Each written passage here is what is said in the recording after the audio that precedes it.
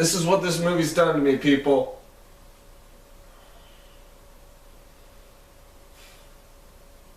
It's driven me to alcoholism.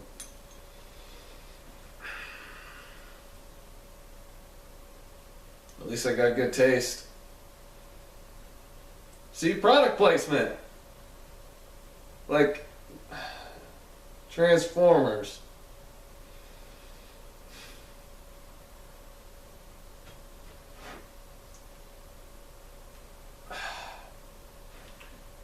Transformers Dark of the Moon.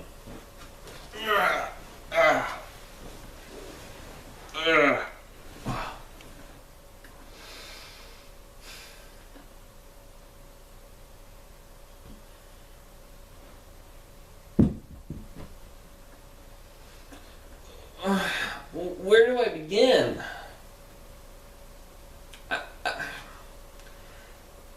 I've seen all the movies in theaters up to this point. I have. First two, actually, when I saw them in theaters, I liked them, but then I wisened up, of course. Transformers 3, however, was a different story. Because the theater I was in, when that movie was over, it was given a standing ovation like it was Citizen fucking Kane.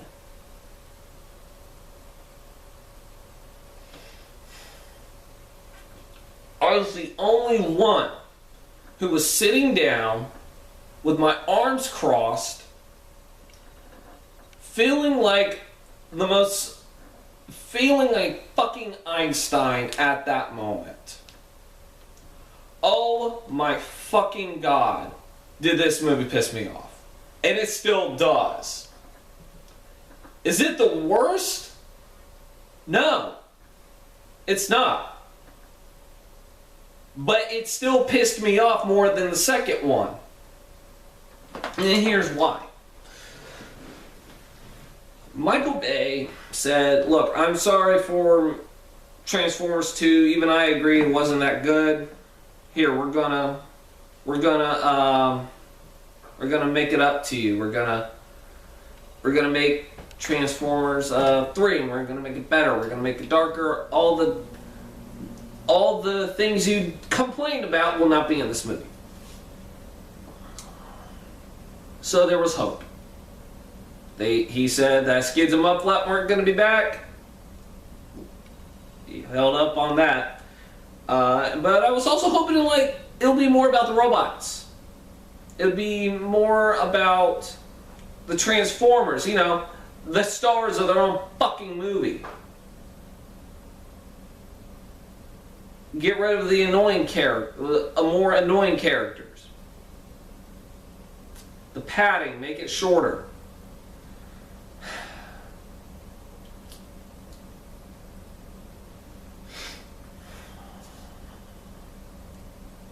No. Motherfucker lied to us. It's exactly the same fucking movie. It really is. And I'm not just saying because, apparently, according to Michael Bay, the biggest problem, the only problem we ever had with Transformers 2 was Skids and Mudflap. The rest of it was perfect, according to him. No, there were other problems, you little shit. Like Shia LaBeouf, the parents, the uninteresting female lead, the stupid little metaphors you decide to throw in your movies about current political issues. We'll get to that in a minute. And your stupid, juvenile fucking humor that you assume people like.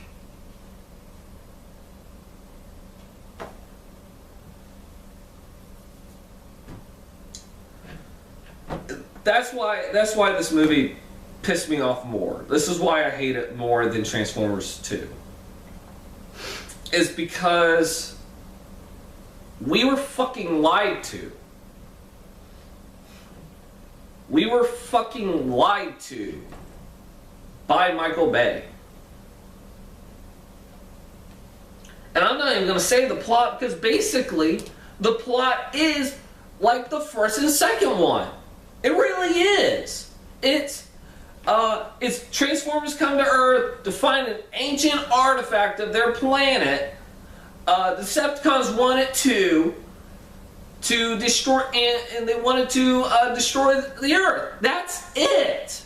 Oh yeah, and we also got human characters that take up most of the movie because apparently the audience doesn't want to follow around a bunch of CGI robots.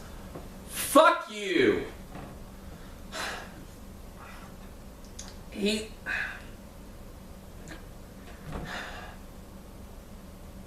And it's the longest movie to date. This movie sits at a little over 2.5 hours. I'm not fucking kidding. 2.5 fucking hours of this bullshit. We don't need the fucking padding.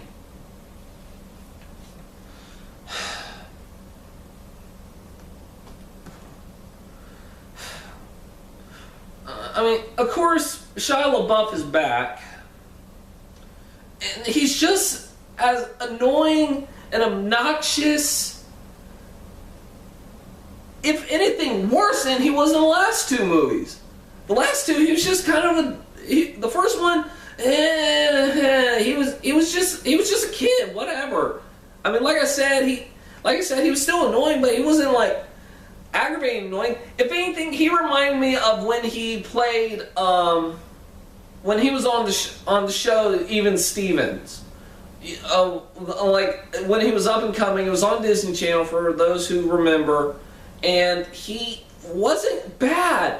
He was actually the most interesting character on that show, and I liked that show, and I liked him a lot in that show. And then Holes came out. I liked him in Holes.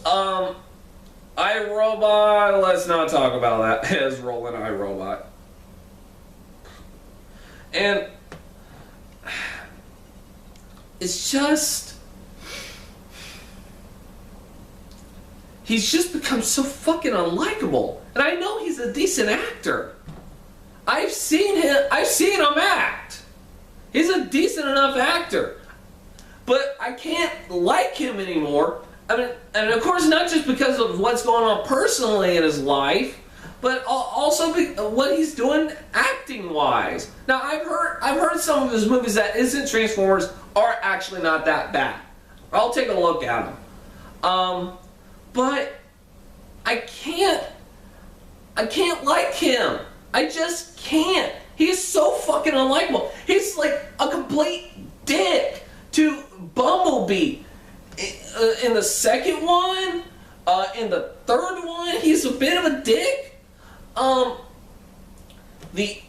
Hell, he's even a dick to like the two little Autobots, Wheelie and Brains. Yeah, Brains. He's a dick to Brains, and they're living in his apartment. And all he's doing is fucking abusing these guys. I mean, granted, one of them keeps raiding his girlfriend's panties, but you know what? A robot's got to do something with his time. But he's just kicking them around. It's like, dude, you took these fucking robots in. Why are you fucking doing this? Why are you abusing them? You're the one who took them in. No, this is your own fucking fault. And also they hammer in this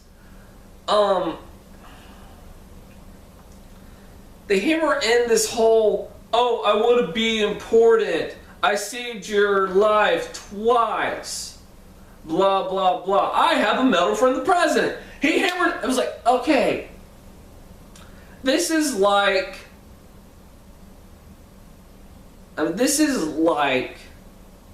when someone wins a trophy at your third grade science fair. It doesn't make you special. Yes, you got a medal from the president. You know what? That's just gonna get you a week. At least a week. If you can find someone that isn't an Obama hater. Granted, hey, guess what? I'm not, but whatever. But it's going to get tiresome after a week. Alright, now the fact that you have a giant robot for a car, that's going to get you laid more than once. Plenty of times for God knows how long.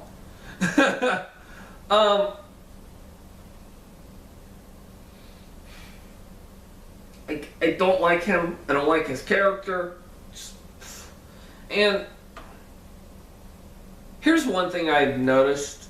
And I'll get to characters again. But one thing I've noticed about these movies is the opening scenes are the best scenes. I'm not kidding. They're the best fucking scenes in the movie. It's like he's giving us the best of... It's like he's giving us the best of these movies in just 10 minutes. Or 5 to 10 minutes. They're really, really good. The first one was the Air Force base attack, which I probably said the opposite, but you know what? The more I think about it, I actually kind of like that scene. Second one, the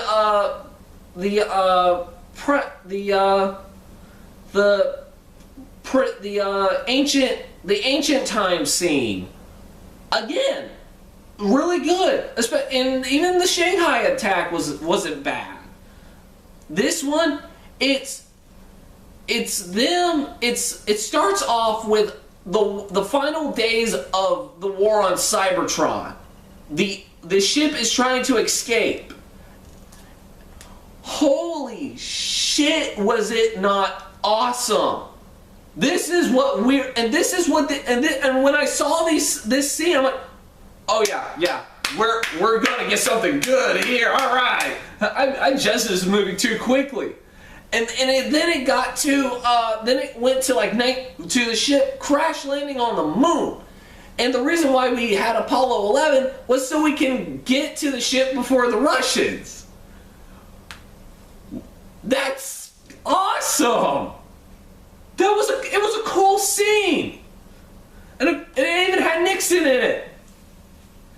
It seems like every time something awesome happens in the late 60s, early 70s, Nixon has to be involved. It's like, whether it's X-Men, Watchmen, Transformers, he's got to be involved because he's fucking Nixon. Although the CGI for JFK was pretty bad. It was a pretty bad digital effect. Oh god, that was frightening. But yeah, but then when that ends, it cuts to a Victoria's Secret commercial. I'm not kidding. The new female lead who replaced Megan Fox is a Victoria's Secret model. That is the only reason why she was cast. She was doing Michael Bay a solid. That's it. And the first thing we see is her wearing a button-up shirt and her panties, and we got a shot of her nice ass. I swear to God, I was just screaming at the TV saying, show the damn logo already! Just show the Victoria's Secret logo, because that's apparently what this is. Obviously what this is. This is the thing, and this is what I don't say. He's not blatantly doing product placement in this movie this time around, but the way but again, like I said before, the way he shoots some of the scenes, it's very evident he's shooting a commercial. You don't do that to a fucking movie. I don't know whether he's trying to do a throwback to his times as a guy directing commercials, which is stupid, but I don't understand. The new girl, Rose Huntington Whitley or whatever, Jason Statham's cum dumpster. Oh God, I hope Jason Statham doesn't watch this. I mean, I like Jason Statham, but I don't want to die. She's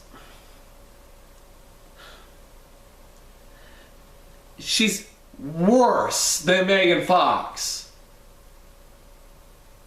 Let that sink in for a minute.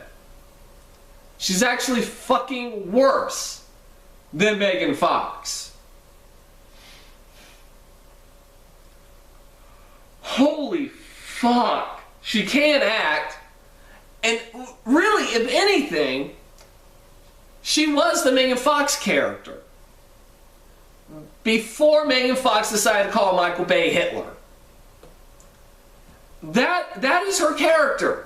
And all they did was change her name, made her British, and throw in a couple of lines saying, oh yeah, Megan Fox's character dumped me. It's like, and then Wheeler says she was a cold-hearted bitch. I'm thinking, well, there's your middle finger to Megan Fox, babe. Congratulations. Real fucking classy. It's like, couldn't even have the balls to say it to her face. And there's no reason for her to be there. Again, you can just take her out. You can take out the majority of the human characters and just make it about the fucking robots. That's it. I mean, these fucking characters get more screen time than Optimus Prime. And it just hurts me. It really does. John Turturro is back, although his screen time is actually lessened in this movie. Even less so than, I mean, maybe not less than Transformers, but it's up there. It's close. John Malkovich plays Shia LaBeouf's boss, and we spend 20 to 40 minutes of Shia LaBeouf looking for a job, complaining about wanting to be important, blah blah blah. You're freshly out of college, and you have a job. I mean, granted, the way that people were talking, the way people were reading off his resume, it sounded like he was he graduated top of his class. Give him a fucking government job. I mean, he passed politics. Give him a job. I'm giving him a good job. He's got a loft. He's got a hot girlfriend. He needs plenty of money. Oh, I mean, of course, why the fuck the government is not paying for any of this after some of the shit he went through is beyond me. But John Malkovich said something frightening. Said something that made me realize something about Shia LaBeouf. So John Malkovich hires Shia LaBeouf but puts him in the mailroom because he says, and the excuse is, oh, the usual, I want you to start from the ground up. You got potential. I mean, you got potential, but I'm gonna have you start at the bottom and let you work your way up. You want to know why? Because I did the same thing. You remind me of myself when I was your age. And it hit me. It hit me that Shia LaBeouf is a young John Malkovich. I'm not kidding. He's a young fucking John Malkovich. And it scared me. Because that's what Shia LaBeouf is going to be in 30 years. He's going to be John fucking Malkovich. The one crazy John Malkovich. But annoying crazy John Malkovich, not good, not charming crazy John Malkovich. And there was a scene, two scenes later, my suspicions were confirmed. When Shia LaBeouf and his girlfriend are going back to his shitty car that isn't Bumblebee, and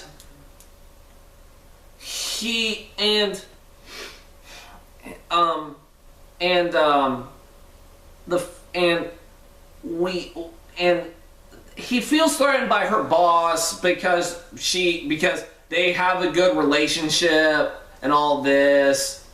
And he just feels threatened by her because he feels like he's not good enough for her. And she says, "Are you threatened by my boss?" And there's a scene like shot through the windows of his car to where it's like this. I'm going to reenact this. Where it's like this. Ha ha ha ha ha ha ha. That confirmed my suspicions that Shia LaBeouf is a young John Malkovich.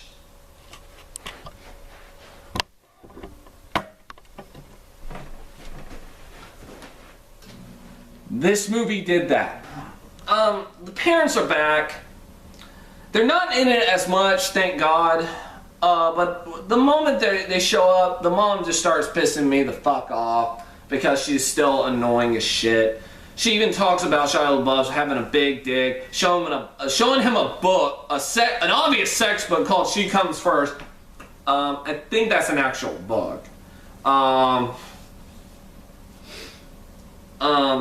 And all the while he's trying to tell him to get the fuck out of town because of the Decepticons. It's like, I mean, this is after the invasion. This is after the fucking invasion, or I should say, not after the invasion, but they know robots are fucking coming.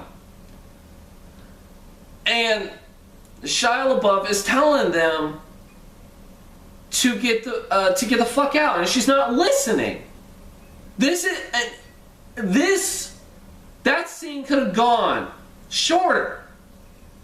Hell, a lot of these scenes could have gone shorter had they gotten rid of the comic relief and just fucking listened. I'm not. God damn it.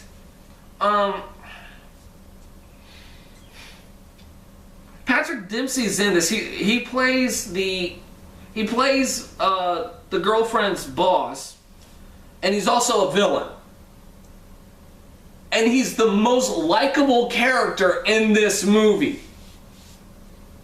He's the most likable character in this fucking movie, and he's the only one that goes down with some humility,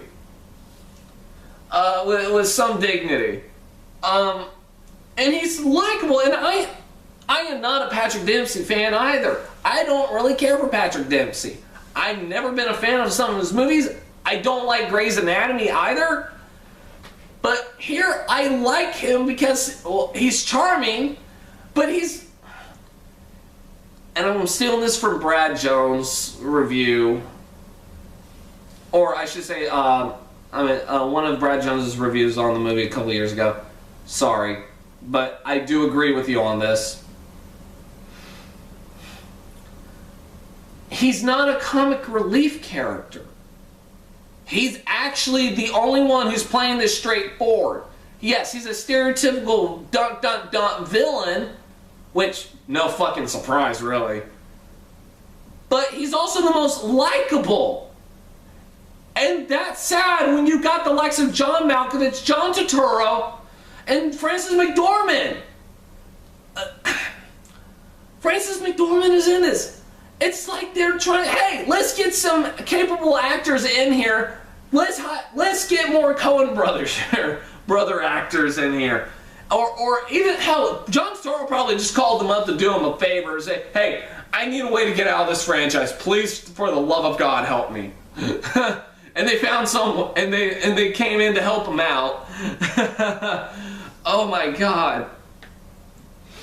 Oh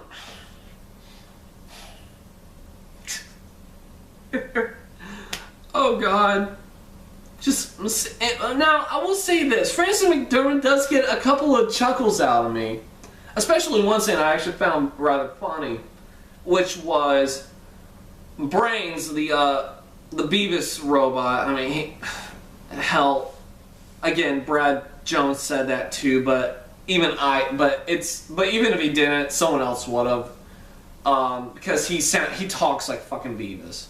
So now every time I watch Beavis and Butthead, all I'm gonna hear is a fucking robot that annoys the shit out of me. He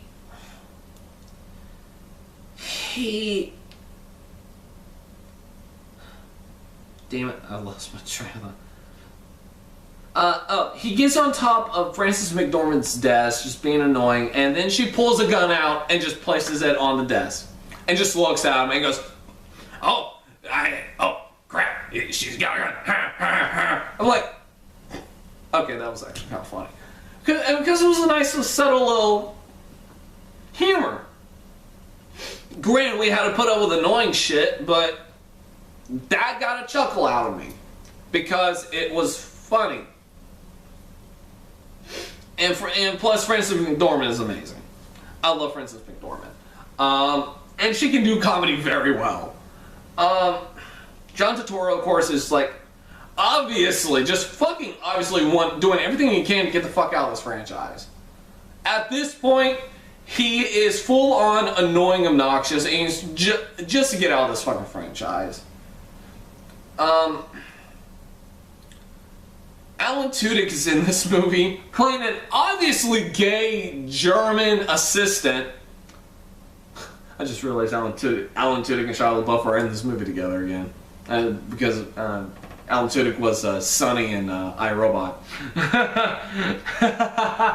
But yeah, Alan Tudyk plays his obviously gay German assistant who also apparently has some special ops training? I don't get it. That came out fucking left field. Where the fuck that came from, I have no idea. But apparently it was there for no reason. Oh, poor Wash. Oh, poor Wash. Oh, you deserve better than this.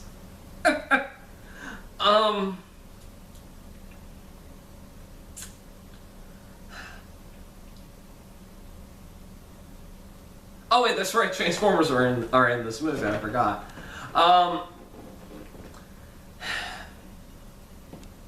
There's a new Transformer. Oh, there's a couple of new Transformers, but the big Transformer that is new is Sentinel Prime,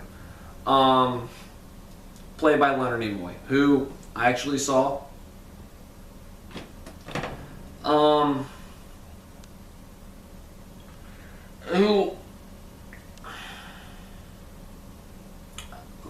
Fun fact, back in 1989, Leonard Nimoy married a woman with the last name of Bay.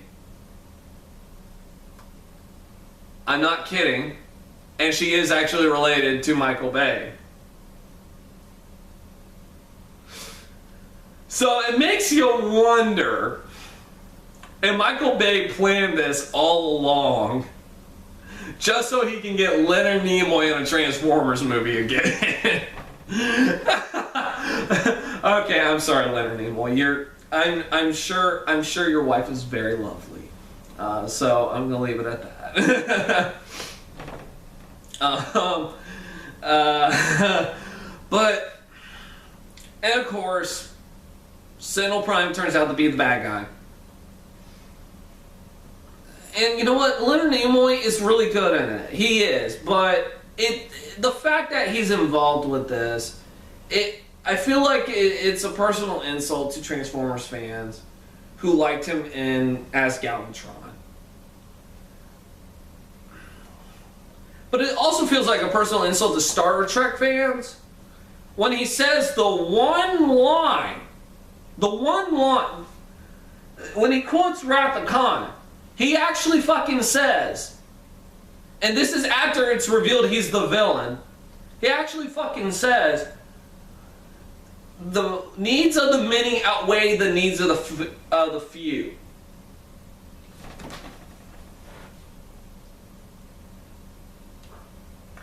Fuck you, Bay and Aaron Kruger, who obviously wrote that in there for him. Fuck you. That line has never been so out of context, like, fucking ever. That just angered me. Because it was said by Leonard Nimoy, who's playing a villain, but the quote came from Leonard Nimoy, and he was playing a hero. That line was completely out of context because for us fans of Spock, it meant something else. It meant self-sacrifice. It meant sacrificing your needs for your fellow man, and it completely takes it out of fucking context. I wonder if Leonard Nimoy realized this and just went, I'll say it, but I'm not gonna like it. I'm just curious. Alright. Megatron gets the least amount of screen time in this. Like, he's in it for a couple of scenes, and that only doesn't even last 2 minutes. I'm not kidding. And he's useless. You could have taken him out. You actually could have taken him out. Wouldn't make a difference. Oh my God. And in the Chicago sequence, well, first let me tell you about something else that's actually fucking insulting. And again, I'm saying Brad Jones' name again. And he's right. And granted, I wasn't even alive at the time, but I did look it up. When the Transformers are forced to leave Earth after the Decepticons attack, which, first off, you're fucking idiots for getting rid of your best line of defense. You fucking morons.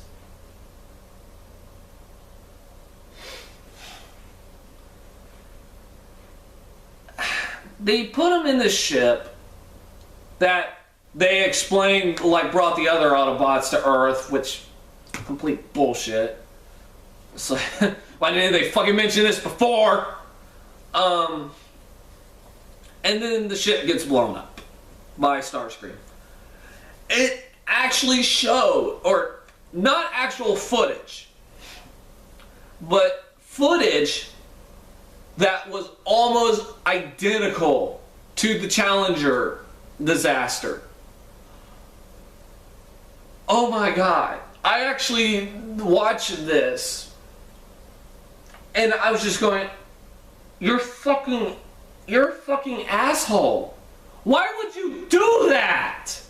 I mean, same thing with doing images of 9/11. Well, okay, a lot of movies have been invoking images of 9/11, but even before that. But some of those movies were a little classier than this. And of course, the Chicago sequence is like an hour long. This is the entire third act.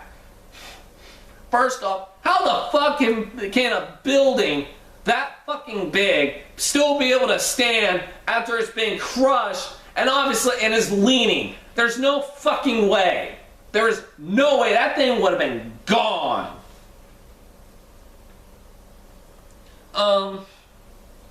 Of course, you didn't give a shit about some of the other human characters. They were fucking stereotypes. I'm not even gonna go into that. But Tyrese Gibson's just fucking annoying too. He's just like, I don't give a fuck about this movie. Fuck this movie. I'm not gonna put any amount of effort into it this time around.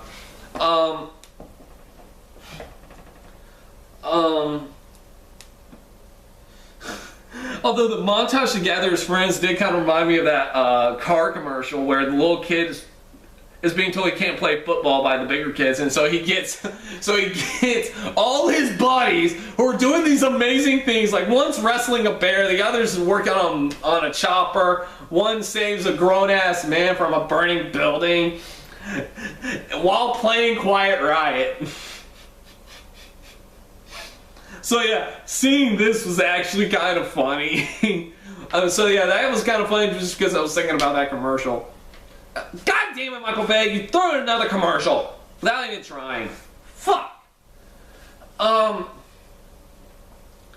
yeah, we get human characters during the third act that could have been a 10-minute fight scene with the Transformers only.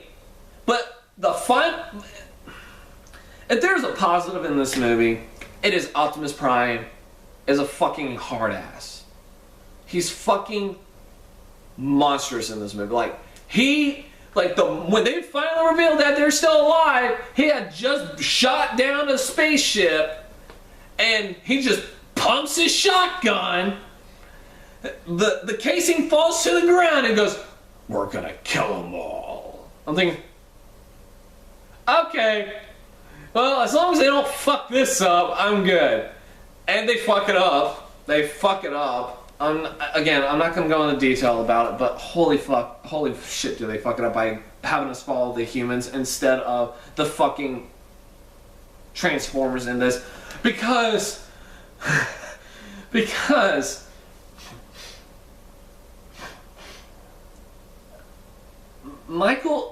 Optimus Prime is a fucking badass.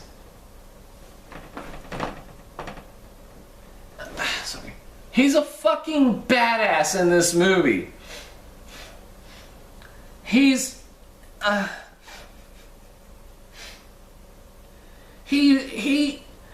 brutally just kills these fucking Decepticons. Just not giving a flying fuck anymore. He just like, he's flying around on his jetpack, just, which is some of the best action in the movie, is when Optimus Prime is being awesome. But the problem is, again, you have to fucking suffer through every fucking thing to get to it. And even then, it's so short and quick, you can't exactly let it all sink in and enjoy it. You have to suffer through so much other shit. And it's just infuriating. Oh yeah, I almost forgot one thing, and I will get back to that in a minute. After a little break. Alright, I'm back. Of course the movie... The thing is, and also, when the movie ends, it doesn't end. It just fucking stops. It's like they ran out of money and film for a proper ending to this movie, because they spent so much of it on characters we don't give a flying fuck about. We didn't want any of the characters in this movie, but we got them. So it just fucking stops. It doesn't end, it just fucking stops. And they try to hide that fact with Optimus Prime giving an ending narration. Fuck you, give it. If you hadn't spent so much money on shit we didn't give a fuck about, you could have made this, you could have given us a better ending. Alright, and now the biggest problem. Luckily, it was just kind of a side note, but it's a character that people will remember. Kim Jae-young is in this movie, playing Kim Jae-young after the success of The Hangover. Calls himself James Wang, or as he likes to call himself, Deep Wang. And From the very beginning, you know he's going to be an obnoxious, annoying character. The moment he's introduced, he's going to be annoying. And he grabs Shia LaBeouf, throws him in a stall, and starts straddling him. Takes his pants down, pulls his pants down, and pulls out his I can't remember what he called it, but a piece of paper showing all these plans, because he was involved in NASA at the time and working for the Decepticons. And that's another thing. Like humans have been working with Decepticons for years. Why the fuck that wasn't ever brought up before either, I have no idea. Again, some of this shit is pulled out of their ass. But he pulls it from his crotch. He has like something strapped to his leg and pulls it from his crotch. Granted, that's one way to hide something, but it's not fucking necessary. It's just not.